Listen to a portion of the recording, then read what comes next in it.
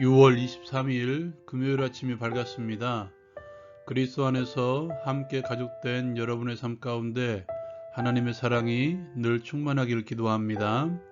말씀과 함께 주님과 함께하는 기쁨 참 매일 묵상, 오늘 시간에는 로마서 13장 1절에서 14절까지의 말씀입니다. 바울 사도는 위에 있는 권세들에게 복종하라고 말씀합니다.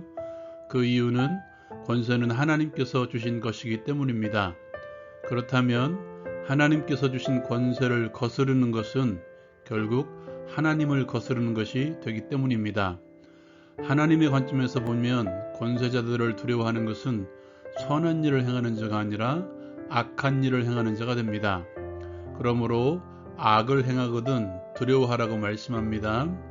악을 행하는 자에게 권세자들은 하나님의 사역자가 되어 보응하기 때문입니다. 바울 사도는 그 진노하심 때문에 선을 행하는 자가 아니라 양심에 따라 복종하라고 말씀합니다. 세금을 바치는 것도 마찬가지입니다. 조세를 받을 자에게 조세를, 관세를 받을 자에게 관세를 주고 두려워할 자를 두려워하고 존경할 자를 존경하라고 말씀합니다. 바울 사도는 율법과의 관계에 대해서도 우리에게 말씀해주고 있습니다. 피차 사랑의 빚 외에는 아무에게든지 아무 빚도 지지 말라고 말씀합니다. 왜냐하면 남을 사랑하는 자는 율법을 다 이루는 것이기 때문입니다. 내 이웃을 내 자신과 같이 사랑하는 말씀 가운데 모든 계명이 다 들어있기 때문입니다. 그러므로 사랑은 온 율법의 완성이 됩니다.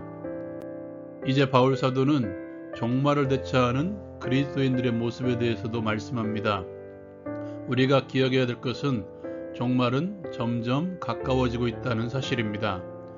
종말을 인식하며 살아가는 자는 어두움의 일을 버리고 빛의 갑옷을 입어야 합니다. 빛의 갑옷을 입은 자들은 낮에와 같이 단정히 행하며 오직 예수 그리스도로 옷 입으며 정욕을 위해 육신의 일을 도모하지 말아야 합니다. 먼저 나누고 싶은 것은 그리스도인들이 국가의 권력에 대해서 어떻게 대처할 것인가에 대한 문제입니다. 우리나라는 민주주의 국가입니다. 여기저기서 권력에 대해서 목소리를 자유롭게 낼 수 있는 나라입니다. 그렇다면 그리스도인들은 국가의 권세에 대해서 어떻게 할 것인가? 나라의 권세를 하나님께서 주신 것이라면 무조건 순종해야 하는가? 순종의 한계가 있다면 어디까지 순종해야 하는가? 먼저 기억해야 될 것은 그리스도인의 순종은 하나님께 대한 순종이 먼저라는 사실입니다. 국가에 대한 순종이 하나님께 대한 불순종을 유발한다면 그리스도인들은 저항해야 합니다. 국가를 세워나가는 권세는 하나님께서 주신 것이 맞지만 권세를 가진 자가 그럴 만한 자격이 있거나 선하게 다스리는 자가 아닐 수도 있다는 것입니다. 권세를 가진 자가 무조건 하나님께 순종하는 자가 아니라는 것입니다. 이것은 권세를 잡은 자가 그리스도인이든 비그리스도인이든 마찬가지입니다. 나라의 어떤 일이 하나님께 대한 순종을 막는다면 그리스도인은 하나님께 대한 순종을 먼저 선택해야 합니다. 성경의 예로 모세의 시대의 애굽에서의 산파들입니다. 나라의 순종을 택했다면 그들은 아이들을 죽여야 했습니다. 그러나 그들은 그렇게 하지 않았죠. 하나님께서는 그들을 축복하셨습니다. 또 한 예로 다니엘과 세 친구들입니다. 우상에게 절하지 않은 다니엘의 세 친구, 죽기를 각오하고 하나님께 기도하기를 멈추지 않았던 다니엘. 하나님께서는 그들을 살려주심으로써 그들이 맞다고 인정하십니다. 그리고 양심에 따라 행하는 것입니다.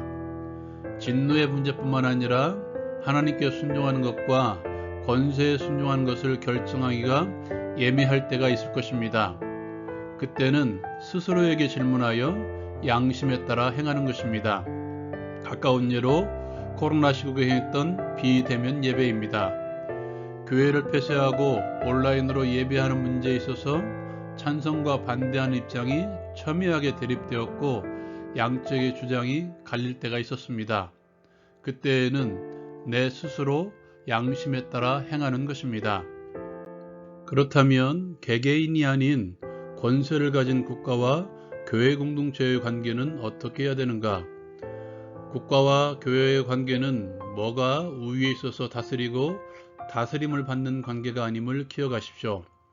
교회가 우위에 있어야 한다고 말하는 이들도 있습니다. 엄밀히 말하면 하나님만이 우위에 있는 것입니다. 국가와 교회는 각자의 독특한 역할과 책임이 있음을 기억하고 서로 인정하며 격려하는 관계가 되어야 됩니다.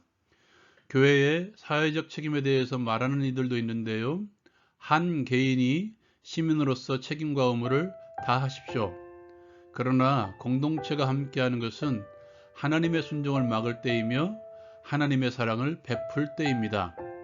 또한 성도로서 권세자들을 위해서 공동체가 함께 기도하는 것은 의무임을 기억하십시오. 두 번째로 나누고 싶은 것은 그리스도인들에게 있어서 사랑은 서로 갚지 않은 빚입니다. 꼭 갚아야 하는 서로 간의 채무라는 것입니다.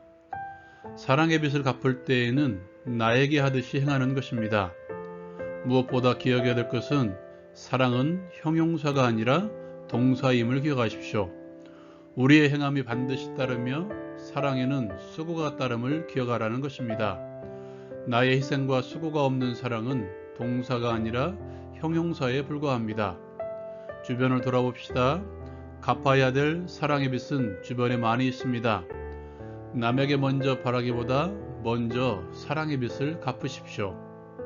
세 번째로 나누고 싶은 것은 우리의 최종 목적지는 여기가 아닙니다.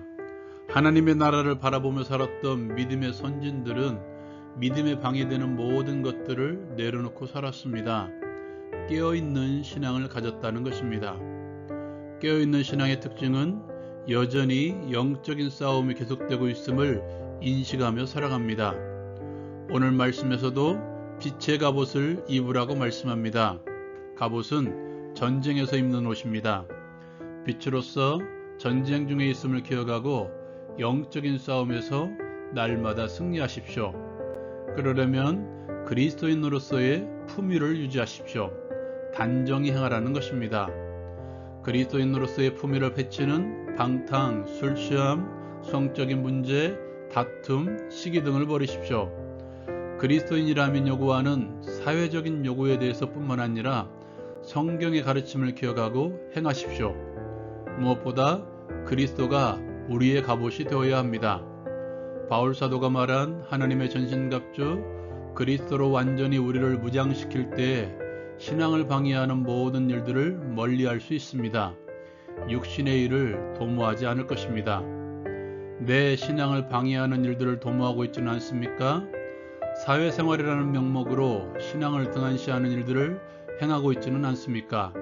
과감히 내려놓으십시오. 하나님께서 또 다른 사람을 예비해 놓고 계십니다.